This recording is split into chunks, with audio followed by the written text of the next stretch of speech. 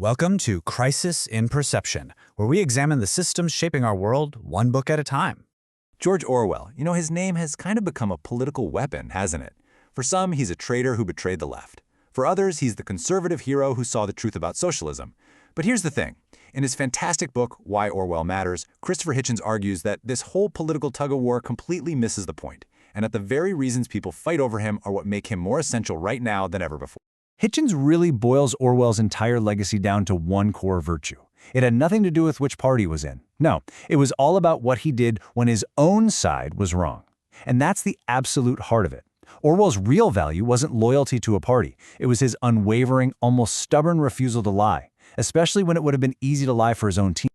So, how did he actually practice this? While Hitchens shows us this wasn't just some vague idea for Orwell, it was a real discipline. And we can see it in action by looking at 4 key principles that pretty much guided everything he thought and wrote. First up, this idea of confronting difficult truths. And I want you to notice the specific word Orwell uses here.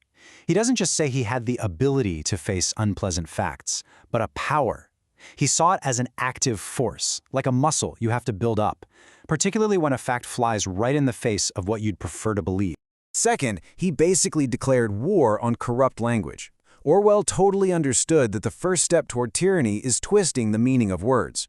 He was relentless in showing how political speech is so often used not to reveal truth, but to hide it, to bury atrocities in jargon and make pure wind sound like a solid plan.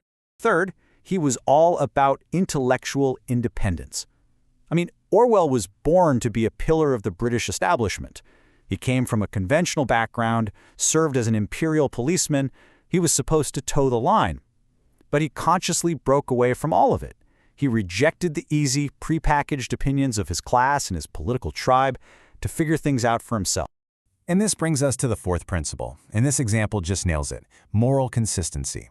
Okay, so in the 1940s, there was this figure, the Duchess of Atholl, who was famously anti-communist. But Orwell actually refused to share a platform with her. So why? Well, because while she was condemning tyranny in Europe, she was totally silent about British imperialism in India.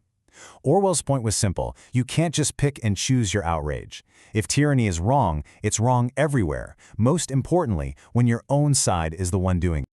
According to Hitchens, this incredible discipline makes Orwell something like a mirror that reflects back all the convenient hypocrisies and the selective blind spots that, let's be honest, all political groups would much rather not see in themselves. And this question gets right to the heart of why his example is just so challenging. If facing the truth is that important, why is it often so much easier for all of us to just look away? Well, looking away is easy because the kind of intellectual discipline Orwell practiced is, well, it's really, really hard. It's so much simpler to just fall back on dogma and the party line. And that's exactly why Orwell's legacy isn't some list of policies we should follow. It's a method, a way of thinking clearly and honestly in a world that practically begs us to do the opposite. So, what's the ultimate takeaway from all this? I think the critic Lionel Trilling put it perfectly. He said, "The most important thing about Orwell is that he wasn't some kind of saint or a super genius. And that," Trilling says, "is what a relief, what an encouragement. Because it means that this power of facing unpleasant facts isn't some rare gift from the heavens. It's a choice.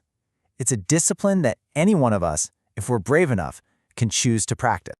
This analysis is all based on the fantastic work of Christopher Hitchens in his book, Why Orwell Matters. We highly, highly encourage you to read the book or maybe borrow it from your local library. For the full long-form deep dive into this book and its ideas, follow the link in the description.